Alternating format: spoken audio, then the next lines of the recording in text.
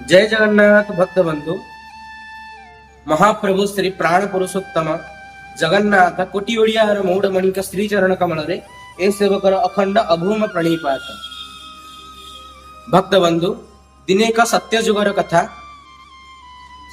सरस्वती नदी कूल एक यज्ञर आयोजन चली तो से यज्ञ को बहुत मुनि ऋषिगण मान एवं विद्वान मान सेठाक आसिक पहुंची और सेठारे सेमानक मध्यरे आलोचना चलीथिबा मध्यरे प्रश्न उठला कि त्रिमूर्ति ब्रह्मा विष्णु महेश्वरंक मध्यरे सबुठारु सर्वश्रेष्ठ किए।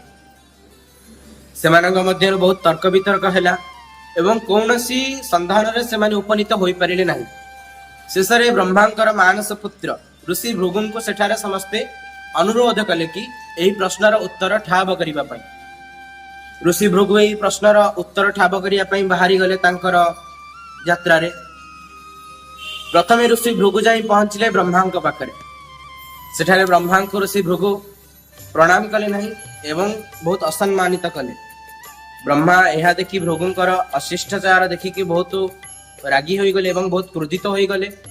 यह फल रे सरस्वती ब्रह्मा को बुझेबा फल रे ब्रह्मा बुझिले एवं सांत्वना हो गले। यह परे कोन हैला ना ऋषि भृगु कैलाशपुर रे जाई पहुंचले। कैलाशपुर रे देखिले देवदेव महादेव माता पार्वती सहित वार्तालाप करुछन। सेठारे ऋषि भृगु महादेव को अतिष्ठ व्यवहार एवं तिरस्कार कले। यह देखि महादेव अत्यंत क्रोधित होई गले एवं निजर त्रिशूल उठेबा को लागिले भृगु ऊपर को। माता पार्वती महादेव को सांत्वना देले एवं शांत करदेले। यह परे ऋषि भृगु विष्णु लोक रे पहुंचिले। विष्णु लोक रे पहुंचला बेलू भगवान विष्णु से जोग निद्रार शोई था। तेणुक ऋषि भृगु आसवा कथा भगवान विष्णु को जना थिला। भगवान विष्णु शोई ऋषि भृगु जाइए सेठार पहुंची गले। पहुंचिक देखिले भगवान विष्णु जोग निद्रार शयन करिसेंती। किछि समय अपेक्षा कले। अपेक्षा कला परे मध्य भगवान विष्णु जोग निद्रारु उठिले नाही। यह पर ऋषि भृगुंग मन रे अत्यंत क्रोध आसीगला। अत्यंत क्रोध आसिला परे ऋषि भृगु कौन कले ना भगवान विष्णु हृदय को एक लात मारिदेले। जहा फल कि भगवान विष्णुंकर निद्रा भंग हो गला एवं भगवान विष्णु उठिले। उठिकी कहले कि क्षमा करिवे मुनिवर मते निद्रा हो जाइतिला। तेणुक आपण गोटे काम करंतु आपणक पद दियंतु मु आपणक पद सेवा करदेबी। मोर हृदय को कष्ट दे आपणक कोमल पाद को ना मोर हृदय को आघात दे आपणक कोमल पाद को ना बहुत कष्ट होइथिबो दियंतु मु आपणक पाद सेवा करदेबी। भगवान विष्णु ऋषि भृगुंकर पद सेवा कले। पद सेवा करबा समय ऋषि भृगुंकर तृतीय नेत्र जहाँकि ऋषि भृगुंकर पाद तले थिला से तृतीय नेत्र को भगवान विष्णु कौन कले ना ऋषि भृगुंकर पद सेवा करबा समय दुई अंगुली रे ऋषि भृगुंकर तृतीय नेत्र को नष्ट करथिले। जहा थिला अहंकार प्रतीक।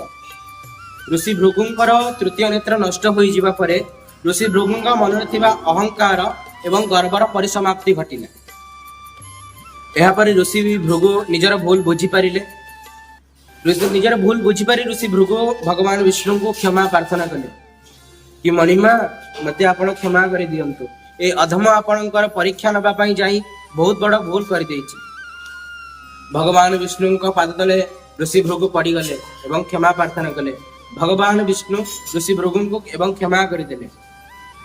से दिन ठारू भगवान विष्णु हृदय रे सदा सर्वदा ऋषि भृगुंकर पाद चिन्ह रही गला। ऋषि भृगु भगवान विष्णु को प्रणाम करी सेठारू विदाय नेले।